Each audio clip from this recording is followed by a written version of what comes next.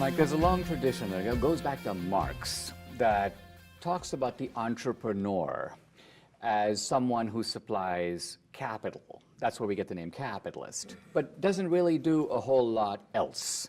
And I want to test this theory by talking to a real entrepreneur. So let me start by asking you, do you supply the capital for your business? Yes, absolutely. So you started with your own money? Started with my own money. And you've funded yourself all the way through? All the way through. Okay, let's figure out what else you do. Who came up with the idea for MyPillow? I did. My daughter came upstairs, one of my daughters, she says, "What are you doing?" I said, I'm going to invent this pillow. It's going to change the world. It's going to be called MyPillow. And she grabbed her glass of water and she said, "That's really random, Dad," and went back downstairs. Okay, so that was the idea. Yeah, you had it. yeah. Now I want to talk about what did you do with that idea? How did you go from an idea to organizing a business? How many employees do you have? Yeah, right now about 1,500. 1,500. So, how did you go from an idea? Lots of people have ideas, but they don't do anything with them. Right. What did you do with your idea? The first thing I did was it was problem solution. You know, what are the problems and what are the solutions? And not just overall, you have the main solution, obviously good sleep or whatever, but there was different things within the pillow itself. So I wanted one that if you ask someone, what would you like to see in a pillow? Well, I want one that stays cool. Here it is. I want one that could last 10-year warranty and you can wash and dry it. That stays, healthy. I want one that adjusts, that will actually work. That was the biggest thing to get over. They didn't have anything out there that would adjust and hold that height. So it's a problem solution and it solve each problem within the whole, product.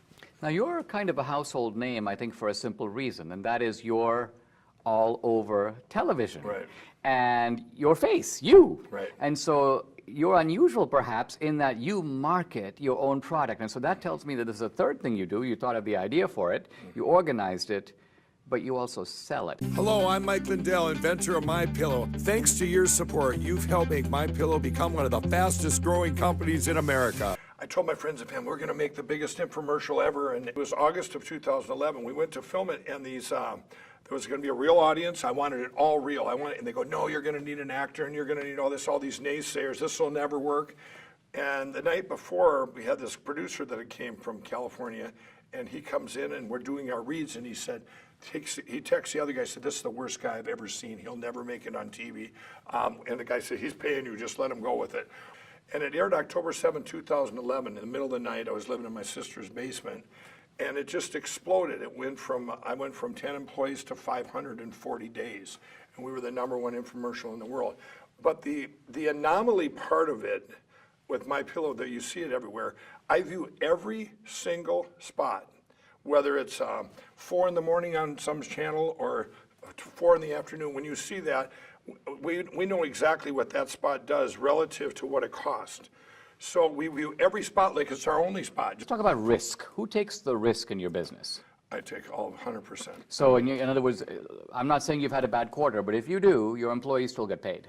Oh yeah, yeah. But if you made a loss, you would take that loss.